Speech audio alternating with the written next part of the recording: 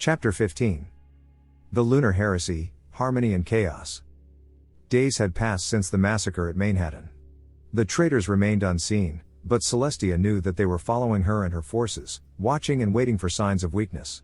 The only scouting that was to be done was by herself, drifting along the edge of the immaterium and observing the chaotic forces at work. All around, she could feel and hear thousands of souls crying out against the violence.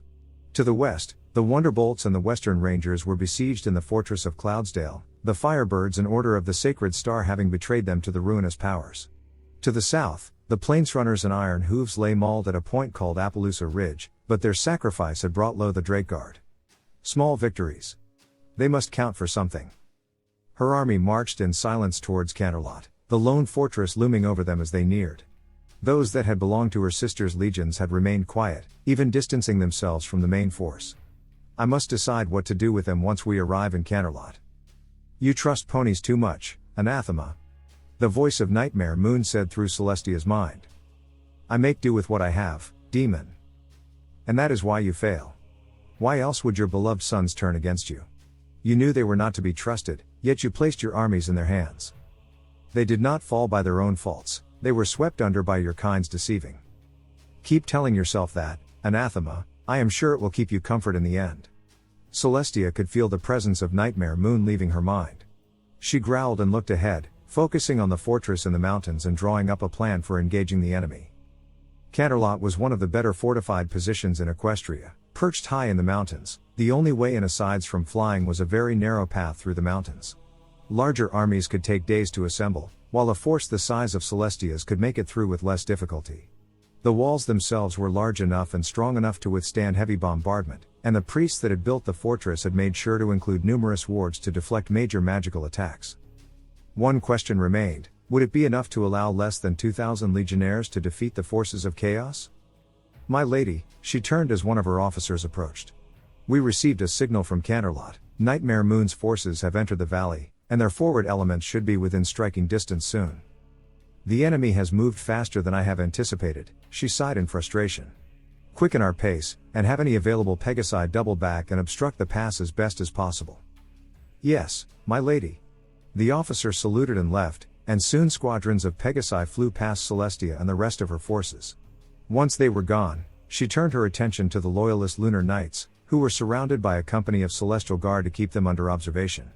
Celestia had made a special modification to their armor to ensure that if they did turn they would not be of much use, as their helmets or headsets were rigged to detonate if they even so much as thought about joining the traitors.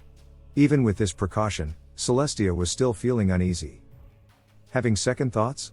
The voice of Nightmare Moon said, Celestia grimacing as the demon chuckled. I'd be more than happy to take your precious ponies off your hooves, sister. Away from me, demon. I shall not be tricked into your schemes. Quite the task, isn't it? You failed before when your sons began to fight amongst one another. What makes you think that you will be successful now? Now, it is just you and me, demon.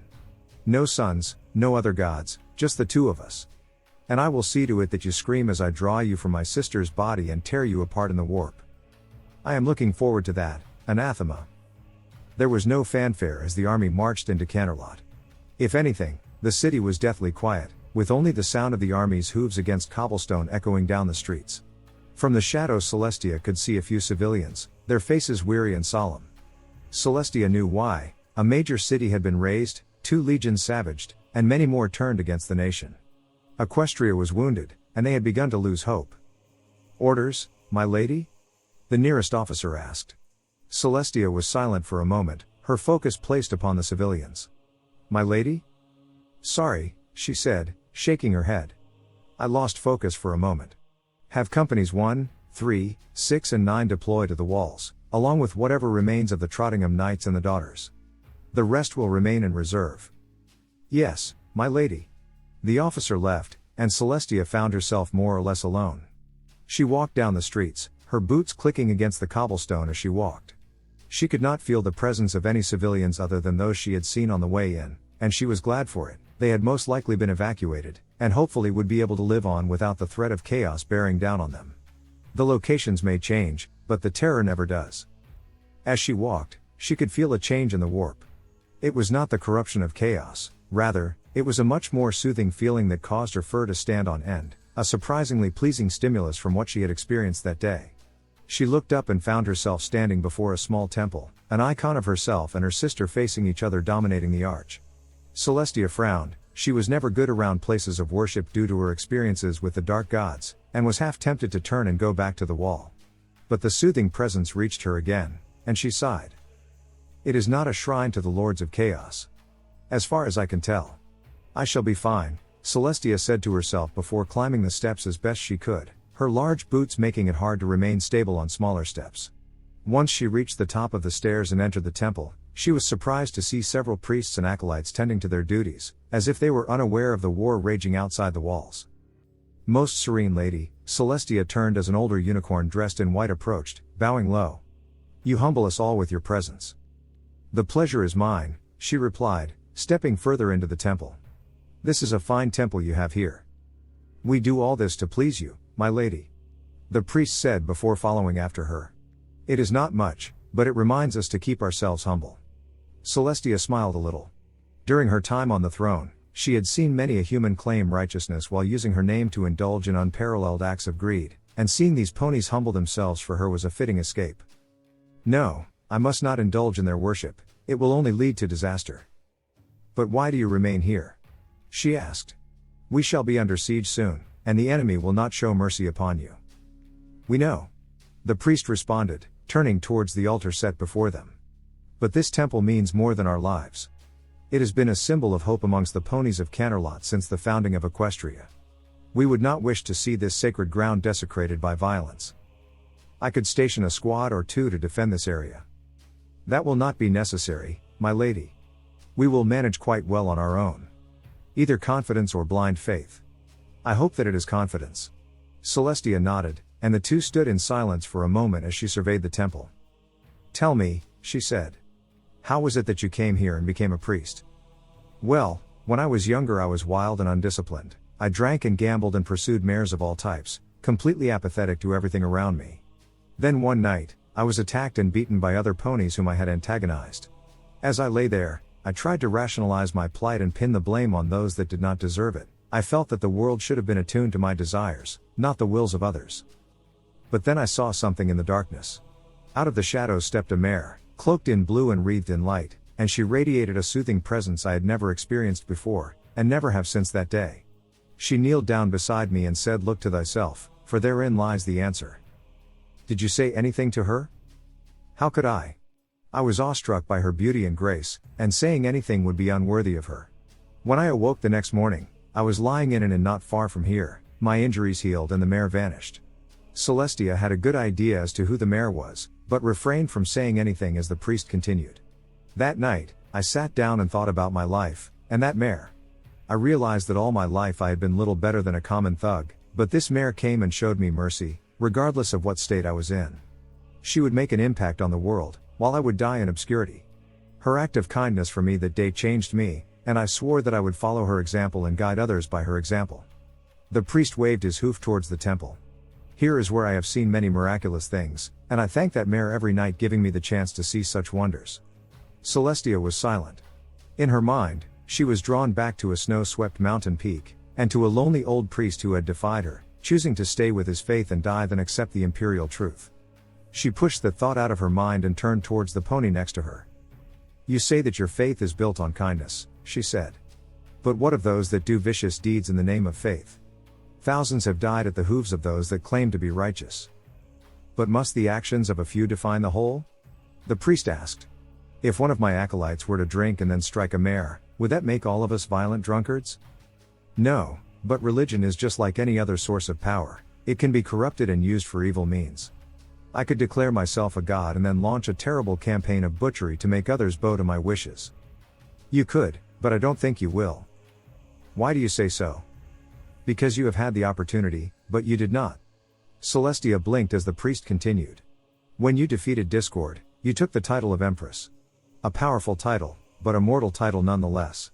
You could have declared yourself God Empress of Ponykind, and marched your armies through the streets and built monuments in your name, but you did not. You even went to the masses when they were in need and brought comfort to them. What does that have to do with anything? It shows that you are humble, my lady. A pony who declares themselves a god would, most likely, deem stooping to those levels demeaning.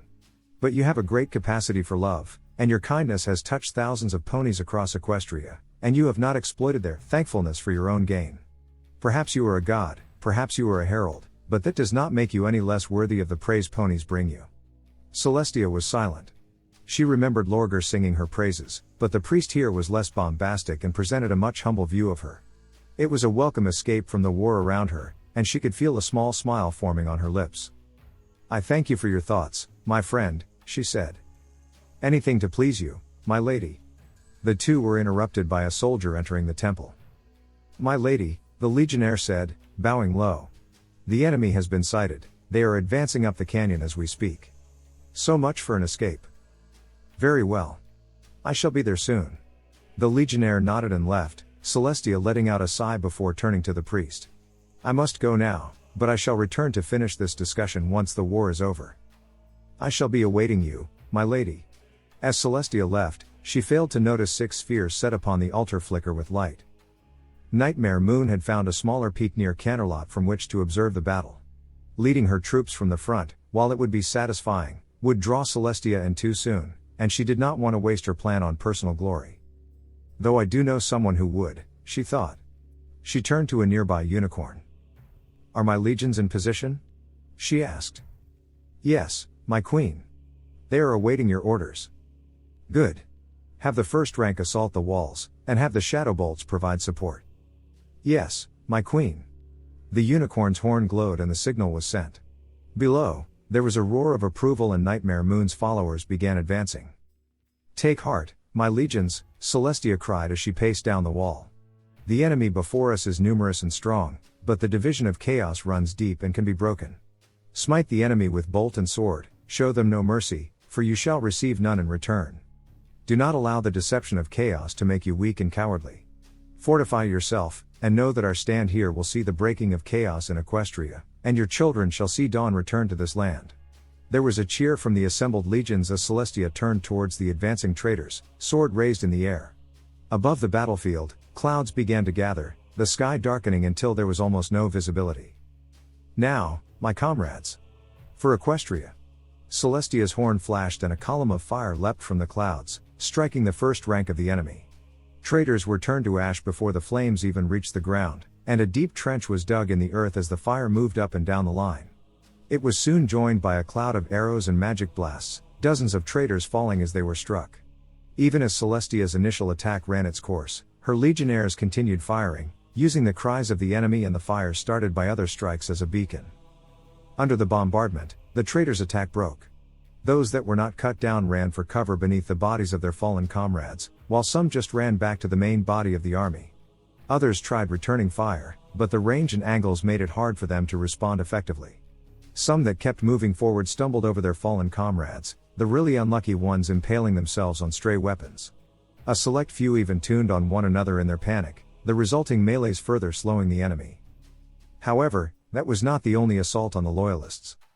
"My lady, enemy Pegasi are approaching." An officer called over the din. Celestia looked up and saw the shadow bolts descending, their crossbows trained on the legionnaires below. With a sweep of her wings, Celestia was airborne, lightning crackling off her sword as she rose to face the enemy. "Come, traitors," she bellowed. "Absolution awaits you." With a cry she plunged into the enemy formation, a beacon of light amongst the swirling cloud of the enemy.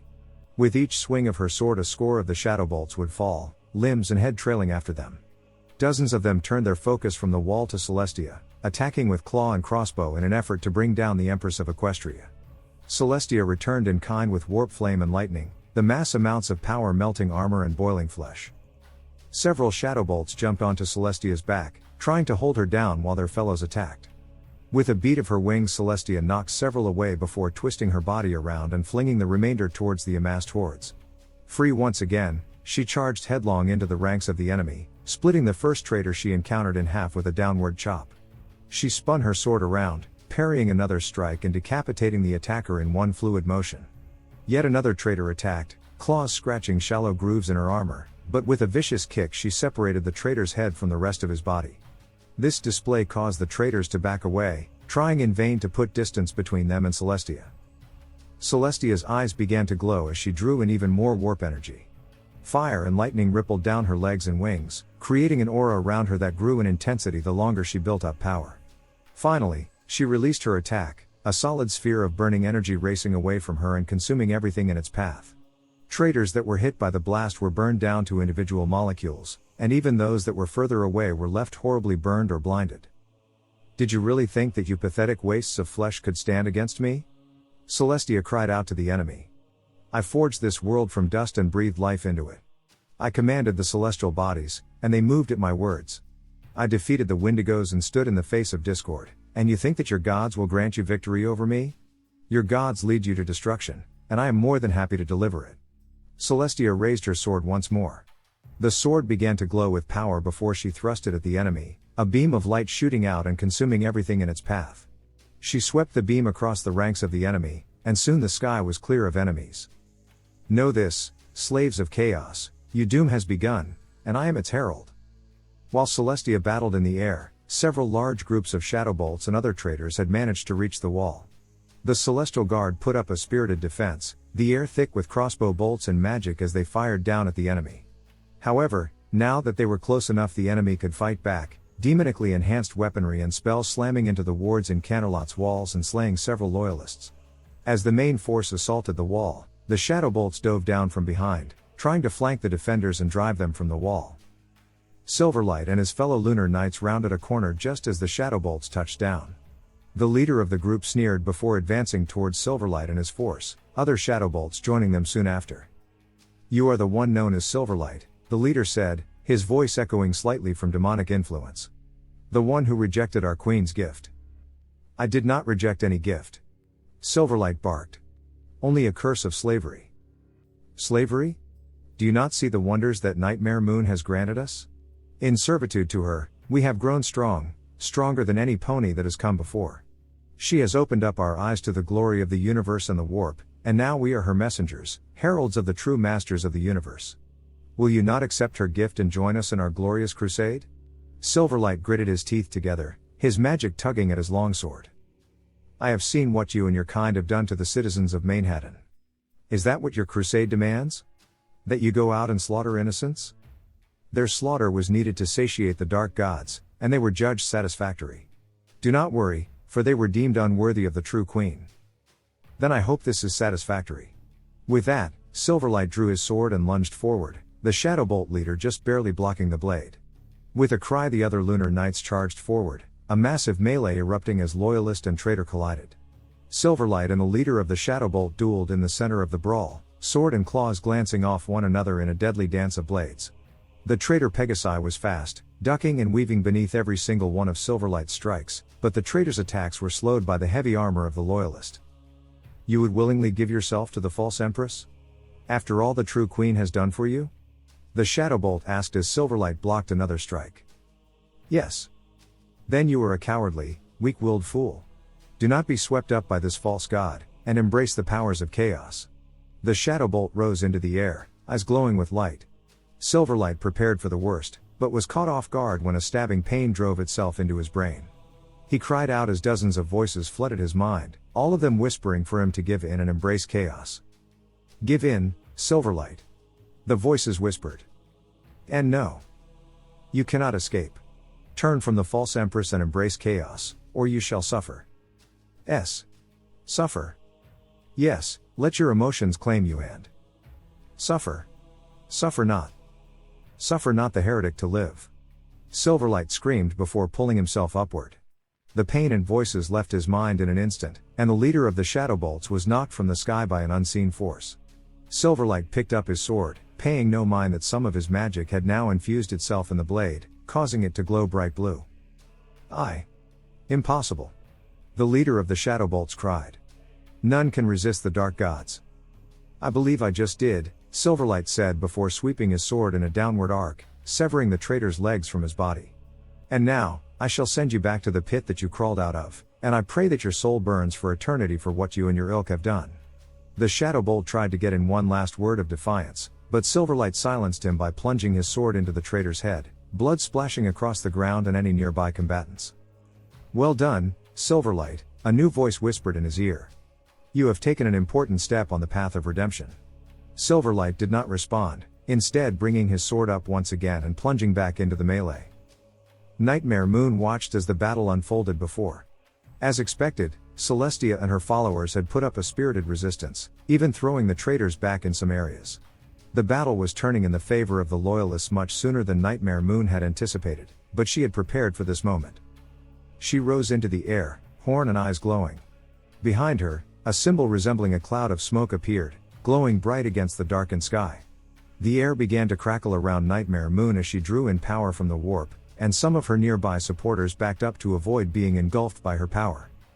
I call upon the powers of the Immaterium, for they are mine to command, she said, her eyes growing even brighter. By the powers of chaos, I call upon the demons of the Empyrean. Come forth, masters of chaos, and tear down the forces of the false Empress, the anathema and foe of chaos. Demons of the warp, by my power I summon thee. There was a rumble before the sky behind Nightmare Moon seemed to split, unnatural light spilling out into the sky. Out the crack came a monster, larger than even the largest dragons. It possessed the wings of a raven, the body of some kind of reptile and two heads like that of a raptor. A large staff was clutched in its talons, and several glyphs dangled from its arms and necks, all making a dreadful ringing sound as the beast entered the material universe. With a roar it rose into the air, light forming around its staff as it flew towards the battlefield. Nightmare Moon landed, fluffing her wings once she reached the ground, and watched as a golden light rose up to meet the Lord of Change. Celestia had spotted Nightmare Moon's ritual too late to disrupt it, and now a greater demon of Tsaunch was approaching her troops. She knew her soldiers were strong, but they would be swept aside by the Lord of Change before they could mount a suitable resistance. Drawing in more power, Celestia rose to face the demon, sword held in a guard position in preparation for any attacks. Well, isn't this amusing? The demon said once it spotted Celestia rising to meet it. The anathema herself has come to try and change what fate has spoken. I have defied your master before. Celestia fired back. I can do so again. Such confidence. I have seen what lies ahead, and I look forward to seeing you just as broken as your precious Equestria. The Lord of Change raised his hand, a white ball of light forming and racing towards Celestia. She deflected the spell and returned with her own attack, but the demon gracefully dodged before diving down at her. Talons struck against metal, bolts of lightning arcing around the two combatants. Celestia broke away for a moment before lunging forward, ducking beneath the Lord of Change's staff and slicing a shallow wound in the demon's hide. With a roar the demon swung at her, all the air being driven from her lungs as a massive talon collided with her. She spiraled through the air for a moment before managing to right herself, just in time to deflect another strike from the demon. Celestia backed up, raising her sword over her head. It became wreathed in fire before she swept it around in a massive arc, pushing the Lord of Change back. She swooped in closer, ducking beneath the demon's claws and lashing out again. The Lord of Change deflected the attack and fired a blast of magic at her, and she was barely able to deflect it in time. The demon pressed on, but Celestia was able to deflect the worst of the blows and counter with her own attacks. Still, she saw that she was being pushed back, countering more and more attacks from the Lord of Change. I must find a way to overwhelm its connection to the warp. But how? Silverlight and his entourage hurried to the wall, stepping around rubble and fallen soldiers from both sides. The sounds of fighting grew with each step they took, and soon individual duels and brawls became more and more common. He pointed to a nearby Pegasus. Take half the legionnaires and sweep through the rear, kill any traitors you find. I will take the rest and reinforce the wall. What if the others think we're with the traitors? Silverlight frowned. He had not thought that far ahead, and the risk of accidentally getting killed by his allies did not sit so well with him. Focus on the traitors first, and try to establish a connection with the other soldiers. Whatever you say, sir. The Pegasus saluted and called out to several others while Silverlight and the others pressed on. There was a roar from above, and Silverlight saw the Empress dueling with a massive bird-like creature. He wanted to provide some support, but there was not much he could do from his current position. Silverlight set that thought aside and pressed on, and soon his forces had reached the wall. The wall had become a massive display of slaughter. Loyalist and traitor clashed with one another, weapons black with blood. The butchered remains of ponies littered the ground or hung limp over the side of the wall, their blood having stained the wall bright red. The stone was slick with the stuff, and Silverlight found himself slipping several times as he moved up to the wall. Now was not the time to worry about blood, it was a time for battle. For Equestria, Silverlight cried before plowing into a large group of traitors. The enemy was caught off guard, as if they were shocked to see one of their own turn against them. This proved to be their doom, as Silverlight was able to cut several down before they had a chance to counter. Pouring more magic into each strike, Silverlight found that he was able to rip through both armor and flesh with ease. The enemy realized that too, and started to back away as Silverlight pressed on. A small smile breaking across his lips, Silverlight pressed this advantage and tore through another rank of traitors, relieving a small squad of Celestial Guard that had been under attack. You are the Lunar Knights that did not fall," one of the other loyalists said as Silverlight dispatched the last of the traitors. "Yes, but I'd rather not be called a Lunar Knight, might get me mistaken for a traitor." Silverlight turned to the other loyalists. "How many of you are there left?" "I don't know. We lost contact with our company commander once the enemy reached the wall. We've been fighting on our own ever since. You're with me, for now." Silverlight turned his attention back to the battle. "Provide support for us as we advance, and keep any hostile Pegasi away from us. We'll link up with any forces we can find." "Yes, sir." The unicorns in the group launched spells at the gathered traitors, killing several.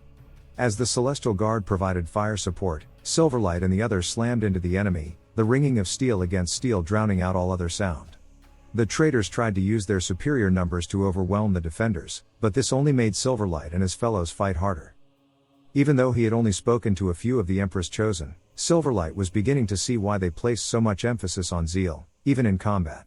As he fought his way through the enemy ranks, the traitors howling out obscenities to their gods, he could feel some kind of energy building up inside him.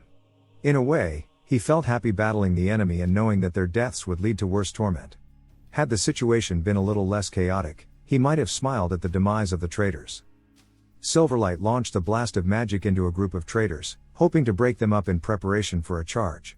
A unicorn in the target group tried to throw up a defensive barrier, but to both Silverlight and the traitors' surprise the attack passed right through the barrier as if it was not there.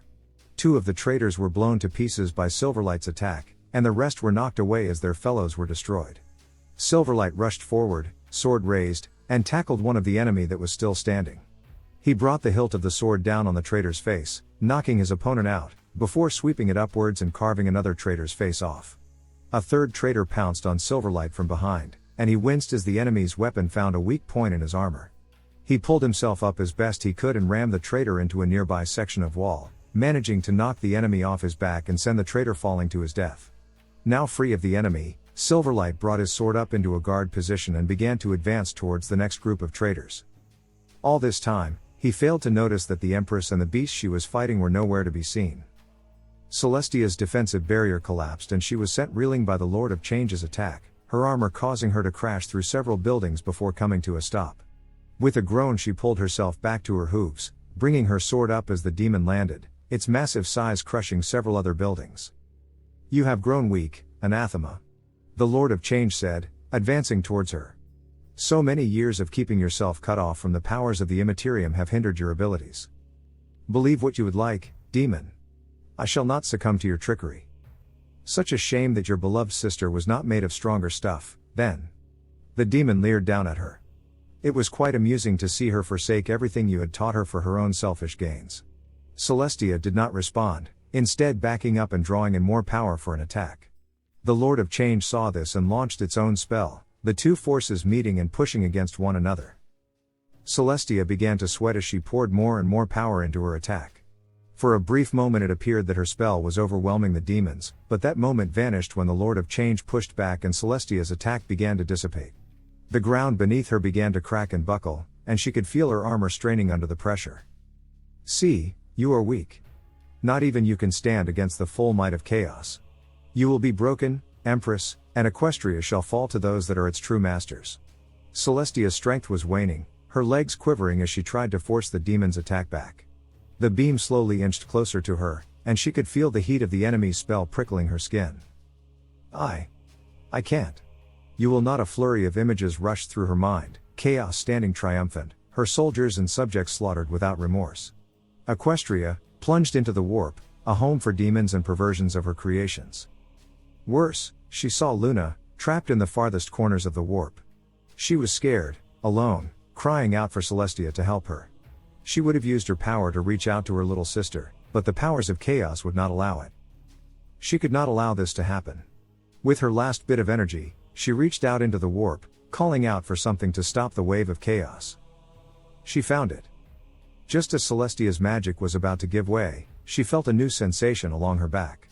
Newfound strength flowed into her, and she saw that her spell began to press back against the Lord of Change.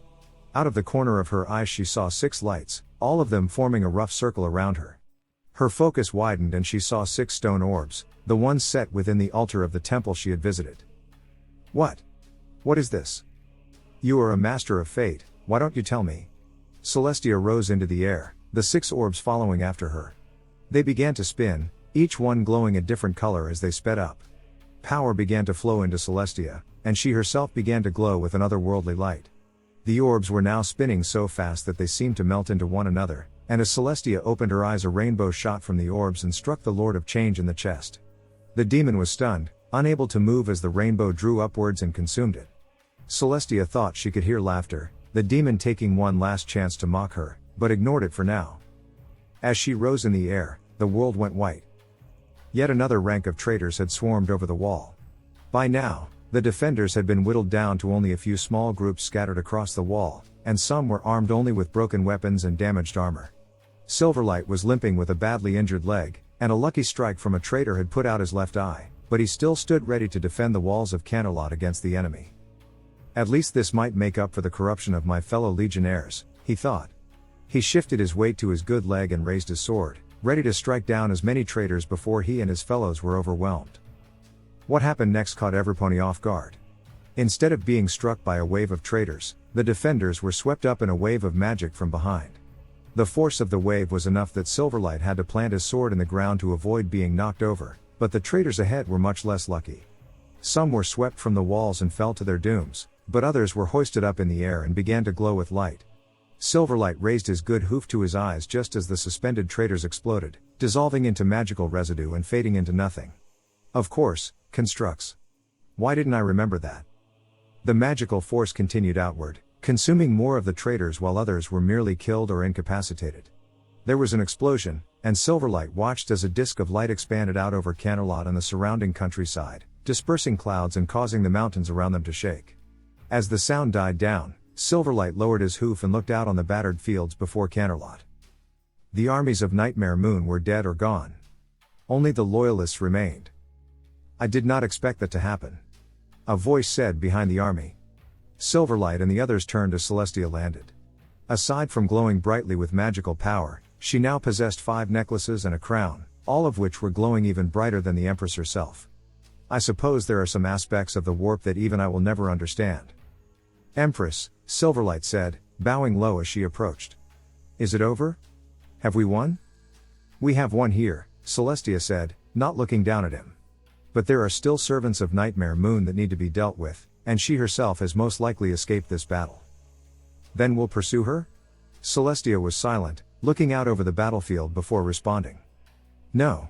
Rest here, then go to Cloudsdale and relieve the Wonderbolts and Western Rangers. I shall face Nightmare Moon on my own. Silverlight blinked and stood to face Celestia. You can't. If she can form an army out of nothing, then she'll be just as powerful as you, if not more powerful. If you go alone, you could die. Celestia was silent again, turning her head to the west. The sun had already begun to sink low on the horizon, bathing Equestria in red and gold. I know, she said.